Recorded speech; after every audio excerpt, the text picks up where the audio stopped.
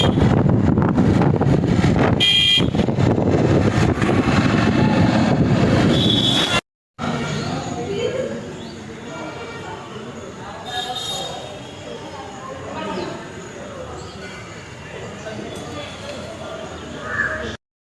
सामने नमस्कार welcome back to my channel. आशा कर आपण मैंने भल थी आम मैंने भी बहुत भल अच्छे आपण मानकर डिमांड गोटा बेला दुईटा शिकार जमीक आपण मैंने सब चाहती मुझे सजे आसे फाइनाली सजाई चलो जल्दी जल्दी ठाकुर पूजा करा कहीं सजाई से भी आपण मानक कह कहीं मोर कानीटा एमती सजाड़े से तार उल्टी शाढ़ी पिंधि तो चलो पूजा तापर मु चली दौड़ दौड़ी पूजा करने आउपटे मुझे लगी पड़ी ठाकुर पूजा करने देखूँ मत एक्चुअली शाढ़ी पिंधि आसेना देखो मो शाढ़ी केमी केमी टेकी टेकी जाइए चेष्टा कले भी शाढ़ी पिंधि पारे ना सूता शाढ़ी बोली जना पड़े ना जमी पिंधिले चलो किंतु खसड़ा शाढ़ी जना पड़ जाए आ देखो मो कुंच भी मुझे पकईथी जब ओढ़ नदेले सी उल्टी जाइए तो मो सहित एमती हुए आउ क्या सहित एमती हुए मत कमेंट रे कहे तो देखो यही शाढ़ी यही जो कपड़ार शाढ़ी सब मुंडर एक्चुअली रुहे तो किसी जन भावती जो स्वयं सहायक गोष्ठी एसएचजी मैंने जो मैंने रही था ग्रुप मानक तो से जेहेतु शाढ़ी गोटे हो जाता तो समस्ते भावती यही शाढ़ीटा मुझे ग्रुप रू करमती किसी नुह यहाँ मोर माने घर शाढ़ी तो से जो ये ग्रुप शाढ़ी नुह सी सब आम ग्रुप रे एपर्यंत शाढ़ी फाड़ी है मुझे जो ग्रुप रे अच्छे से शाढ़ी है तो ये शाढ़ी है आमर आम घर शाढ़ी तो मुझे देखु मत ये कलरटा बहुत भल लगे आपण मानू केमती लगे ये कलर मत कमेंट कहे तो नेवी ब्लू कलर माने पिंधिले जिते कला लोक भी ना कलरटा माने फुटिकी जना पड़े बाहर को जमीक हल्का लाइट ग्रीन तो एमती नेवी ब्लू कलर तो से गोटे पिंधिले तार गोटे ग्लेज अच्छे से कलर माने गोटे गोटे पिंधिले बहुत सुंदर लगे तो मत ही शाढ़ीटा ये कलर शाढ़ीटा बहुत भल लगे आउ यार मैचिंग ब्लाउज मो पाखे नाला से सब गोल्डन कलर ब्लाउजटा पिंधि पकाए यार ब्लाउज पीस नाला से सब गोल्डन कलर गोटे ब्लाउज रखिदे पिंधि पकाए तो आपण मानक ये शाढ़ीटा केमी लगुच मत कमेंट माध्यम निहाती जनइबे तो आपण मानक सब कही मोर ठाकुर घर है तो आमर सतरे ठाकुर घर ना कहीं से एपटे तले है 4 बखरा तो बहुत जन मत कमेंट करती जे होम टूर आण गोटे तुम रूम कईटा कौन कथ केमती कौन देखा तो आम तो 4टा ही रूम कौन होम टूर आनी जिनस पत्र तो आमर बेसी ना तो तथापि मुझे कौदिन गोटे फांका हेले निहाती वीडियो करी तो आपण मैंने देखिए आउ देखु एपटे मोर ठाकुर पूजा चलती आउ 2-4टा फोटो जी भी थिला आउ ठाकुर बहुत सारा अच्छी मु आनी जो सब से सब काढ़ी कहीं जो ठाकुर घर हम तो नुआ जिन सब काढ़ी बहुत बढ़िया भाव सजेबी भाभी मो मन माने सेटा गोटे मोर बहुत बड़ इच्छा तो एपटे मोर जी ठाकुर मैंने आगुरी थे तो से सब ही मोर ए पूजा हुए तो मुझा सब पूजा करे आउ मोर एमती पूजा चलती देखु तो जेहेतु मु बाहर थी जीवी बोली तो से शाढ़ी एक पिंधि पकई लिपस्टिक फिपस्टिक लगेदी मु पूजा कर तो कौ मैंने एमती लिपस्टिक लगे पूजा करेंगे मुझे कहीं भाभी पारनी तो मुझे कैनि कि जेहेतु मोर सकाळु जीवार थिला से मु सजबाज हो पूजा कली आसिकी ना बापा डुडू बापा और डुडू भी बाहर सारे देखूँ डुडू के देखा तो डुडूर मोर टे मैचिंग मैचिंग ना आउ डुडू ड्रेसटा पिंधि ना ता बापा ता जन्मदिन में आनी माने ये जो 2 ईयर तार कंप्लीट है से जन्मदिन से बर्थडे तार आसाला तो सका जेहेतु ये ड्रेसटा प्रथम से पिंधि पकई तो धला ड्रेसटा वर्षा भी होता तो से तार असना हो गला से रखी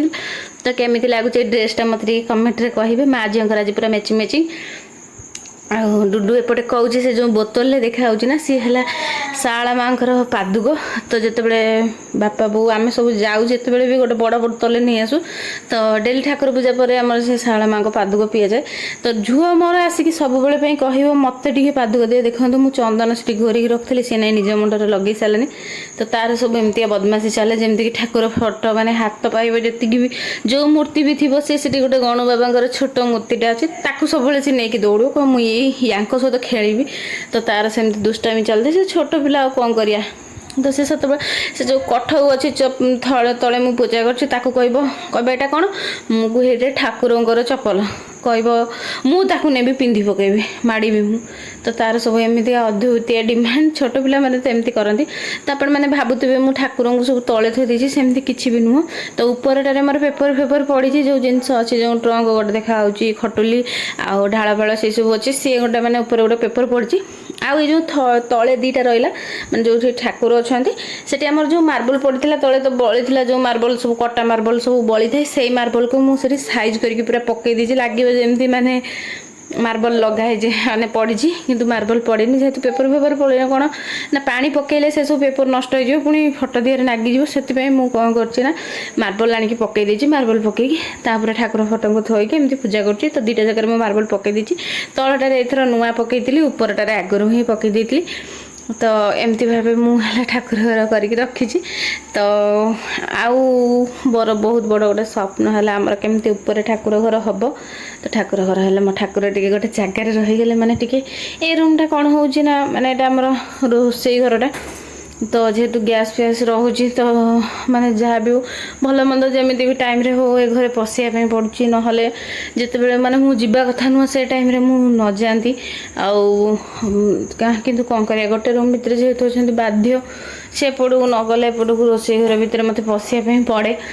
ସପୋଜ୍ କେଉଁଦିନ ଆଇଁଷ ଫାଇଁଷ ହେଇଛି, ତ ଆଇଁଷ ମାନେ ରନ୍ଧାରନ୍ଧି କଲେ ବି ସେ ଘର ଭିତରେ ମାନେ ରୋଷେଇ ଆମର ହୁଏ ନା, ମାନେ ବାହାରେ ତ ଆମର ଚୁଲିରେ ସବୁବେଳେ ପାଇଁ ହୁଏ। ତ ଗ୍ୟାସ୍ ଯେତେବେଳେ ଦରକାର ପଡ଼େ ପଦାକୁ ଗାଡ଼ି ଆଣା ହୁଏ। କିନ୍ତୁ ମାନେ କ'ଣ କହିଲେ, ମୋର ଯେତେବେଳେ ମାନେ ଆଇଁଷ ଫାଇଁଷ ହେଇଗଲି, ସେ ଲୁଗାରେ ଆଇଁଷ ଫାଇଁଷ ବାଧ୍ୟ ହେଇକି ସେ ଘରେ ଯେତେବେଳେ ମୋର କିଛି ଜିନିଷ ଦରକାର ପଡ଼େ ମୁଁ ବାଧ୍ୟ ହେଇକି ପଶେ।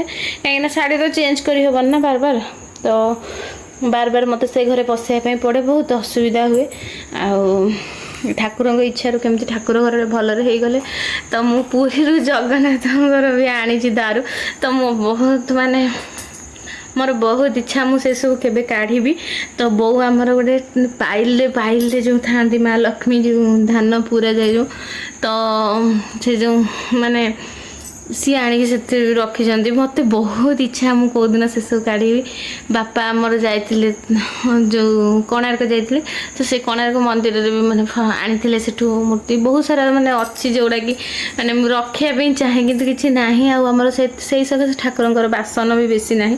ଯେଉଁ ଗୋଟେ ଦୁଇଟା ବାସନ ଅଛି ସେ ବାସନ ସବୁ ମାନେ ଆଡ଼ଜଷ୍ଟ ହେଇଯାଉଛି, ମାନେ ଚଳି ଯାଉଛି ଏବେ। ତ ନୂଆ ବାସନ କିଛି ବି ଆସିନି। ତ ଠାକୁର ଜଲ୍ଦିରେ ଏବେ ଠାକୁର ପୂଜା ସାରି ଦେଇକି ପୁଣି ଡୁଡୁକୁ ନେଇକି ବାହାରି ପଡ଼ିଲେ। ଡୁଡୁ ପାପା ବି ବାହାରିକି ପଳେଇଲେଣି ରାସ୍ତା ପାଖକୁ। ତ ଚାଲନ୍ତୁ ଆମ ରାସ୍ତା ଦେଖିବା। ତ ଇଏ ହେଉଛି ଆମର ମେନ୍ ରୋଡ଼ ଦେଖନ୍ତୁ। ଆଉ ଏମିତି ଭାବେ ଆମେ ବର୍ଷା ଦିନେ ବହୁତ ହି ହଇରାଣ ହଉ। ଆଉ ଆମର ରାସ୍ତା ନାହିଁ, ଆମ ଘର ପାଖକୁ ଜମା ବି ରାସ୍ତା ନାହିଁ, ମେଡ଼ିକାଲ ପାଇଁ ବି ବହୁତ ହଇରାଣ ହଉ।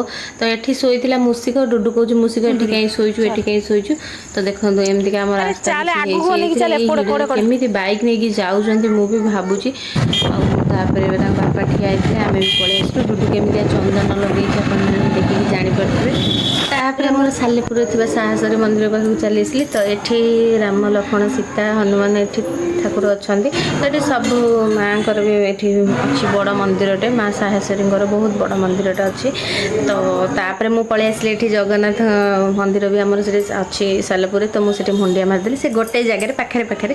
ତ ଦେଖନ୍ତୁ ମୋତେ କିନ୍ତୁ ବାହାରେ ଆସିଲେ ବହୁତ ଲାଜ ଲାଗେ। ତ ମୁଁ ଯାହା ଟିକେ ମାନେ ଅଳ୍ପ କିଛି ନେଇଯାଏ। ତ ତାପରେ ଦେଖନ୍ତୁ ଏଠି ଆମର ମା ଝିଅଙ୍କର ଚାଲିଥିଲା ଆଇସ୍କ୍ରିମ୍। ତ ସିଏ ସେଠି କହୁଥିଲେ ତୁ ଜମା ଖାଉନୁ, ଛୁଆକୁ ଜମା ଦଉନୁ, ଏମିତି ସେମିତି ଚଲେଇଥିଲେ ମୋ ସହିତ।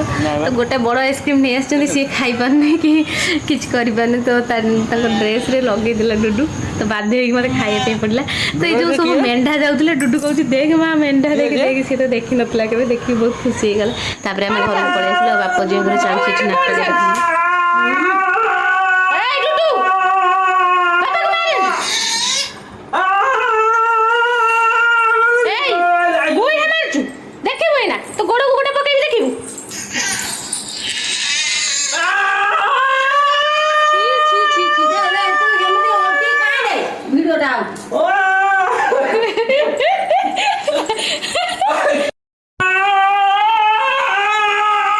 ଡୁଡୁକୁ ମୁଁ ପାଟି କଲି, ସେ ସେଥିପାଇଁ କରୁଛି। ଆଉ ଡୁଡୁ ତା ବାପା ତାକୁ ଡୁଡୁ ହେଲା ପିଟିଲା ବୋଲି ତା ବାପାକୁ, ତା ବାପା କରୁଛନ୍ତି ତଳେ। ମତେ ଧରିକି ଉଠା, ମତେ ମାରିଛୁ ତୁ, ଧରିକି ଉଠା। ମାମା ନୁହଁ, ମତେ ଧରିକି ଉଠା ତୁ। ଆଜି ଡୁଡୁକୁ ଦେଖିବା ପାଇଁ, ସିଏ ଏବେ ଶୋଇଗଲାନି। କ'ଣ ପାଇଁ ଯାଇଥିଲି ମୁଁ ଦେଖେଇ ଦେଉଛି ଆପଣଙ୍କୁ। ତ ତା ଗୋଡ଼ ସବୁ ବହୁତ ଇନଫେକ୍ସନ୍ ହେଇଯାଇଛି, ଯେଉଁଟାକି ସେଇଟାକୁ ନେଇକି ଯାଇଥିଲି ତାକୁ ଦେଖିବା ପାଇଁ। ଏଇଥିପାଇଁ ମୁଁ କହିଲି କି ଦୁଇଟା କାମ ହେଇଗଲା, ଯେମିତିକି ଆପଣମାନେ ସବୁବେଳେ ଚାହାନ୍ତି ନା ମୁଁ ଟିକେ ସଜବାଜ ହେଇକି ଭିଡ଼ିଓ କରେ। ତ ଦେଖନ୍ତୁ ମୁଁ ଏଠି ବାଟିକି ରଖିଥିବା ଆଣକୁ ଗୋଳେଇ ଦେଲି, ଏବେ ହେଇଯାଇଛି ସନ୍ଧ୍ୟା। ତ ମୁଁ ଏବେ ପିଠା କରିବି, ଘରେ ସମସ୍ତେ ଖାଇବେ। ତାପରେ ମୁଁ ଚୁଲି ଲଗେଇକି ପୁଣି ବସେଇଦେଲି ପିଠା। ଆଉ ଦେଖନ୍ତୁ ମୋ ନୂଆ ତାୱାରେ, ସୁନ୍ଦରିଆ ତାୱାରେ ମୁଁ ଏଠି ବସି ପଡ଼ିଲି ପିଠା କରିବା ପାଇଁ। ଆଉ ଏପଟେ ମୁଗ ଖାଡ଼ି ଜାଳିକି ପିଠା କରିଥିଲି। ଆଉ ଦେଖନ୍ତୁ ମାନେ ସତ କଥା, ଗରମ ଦିନେ ଯେତେ ମାନେ ଯାହା ଥାଉ, ମାନେ ଓଦା ଥାଉ ଯାହା ଥାଉ ଦେଇଦେବି ପୁରା ଜଳିଯିବ। କିନ୍ତୁ ବର୍ଷା ଦିନରେ ତାର ଏଠି ମୋର ଚାଲିଛି ଯେଉଁ ଚୁଲି ଲଗାଇବା ପାଇଁ ଚେଷ୍ଟା। ଯେତେ ଏଇଟା ବର୍ଷା ଦିନ ମାନେ ଯେତେ ଶୁଖିଲା କାଠ ବି ସବୁତକ ଓଦା, ତ ଯେତେ ଫୁଙ୍କିଲା ପରେ ବି ସେ ଜଳୁନି, ବହୁତ କଷ୍ଟରେ ପୁଣି ଜଳିଲା। ତାପରେ ଏଠି ମୁଁ ଲାଗିପଡ଼ିଲି ମୋର ପିଠା ଜଳିଲା ପରେ ମୁଁ ଏଠି ଲାଗିପଡ଼ିଲି ପିଠା କରିବା ପାଇଁ। ଆଉ ଦେଖନ୍ତୁ ବହୁତ କଷ୍ଟ ହୁଏ ନା, ଯେଉଁ ପତର ନଥିଲେ ମାନେ ଚୁଲି ଲଗାଇବା ପାଇଁ ବର୍ଷା ଦିନେ ବହୁତ ହି କଷ୍ଟ। ଆଉ ଏମିତି ଫୁଙ୍କି ଫୁଙ୍କିକି ପୁରା ମୁଁ ଦେଖନ୍ତୁ ଝାଳ ହେଇକି ପୁରା ଅବସ୍ଥା ନାହିଁ। ତାପରେ ବି ଏପଟେ ମୋର ଚାଲିଥିଲା ପିଠା। ଆଉ ରାତିରେ କ'ଣ କରିବା, ଆଉ ଚୁଲିରେ ତ କରିବା ପାଇଁ ପଡ଼ିବ ଯାହା ହେଲେ ବି। ଏବେ ଯେଉଁ ଗ୍ୟାସ୍ ଫ୍ୟାସ୍ ରେଟ୍ ହେଲାନି, ଆଉ କ'ଣ କରାଯିବ ଚୁଲି ନ ଏପଟେ ପିଠା କରୁ କରୁ ବୋଉ ଆମର ନେଇକି ଦେଇ ଦେଇଥିଲେ ବାପା ଆଉ ୟାଙ୍କୁ। ତ ଏମାନେ ସବୁ ଖାଇ ଦେଇଥିଲେ। ବୋଉଙ୍କର ମୋର ଲାଷ୍ଟରେ ବସିଗଲୁ ଖାଇବା ପାଇଁ। ତ ଆଜି ଖାଇବାର ଥିଲା ମଟର ତରକାରୀ ଆଉ ଚକୁଳି। ଆଶା କରୁଛି ଭିଡ଼ିଓଟି ଭଲ ଲାଗିବ। ଯଦି ଭଲ ଲାଗେ ତାହେଲେ ଲାଇକ୍ ସେୟାର ସବସ୍କ୍ରାଇବ୍ କରିବାକୁ ମୋଟରୁ ଭୁଲିବେନି। ଆଉ ହଁ, ଆମକୁ ଏମିତି ସବୁବେଳେ ବହୁତ ସାରା ଭଲ ପାଇବା ଦେବେ, ଆପଣମାନଙ୍କର ଆଶୀର୍ବାଦ ବହୁତ ହି ଜରୁରୀ। Love you all. ଜୟ ଜଗନ୍ନାଥ।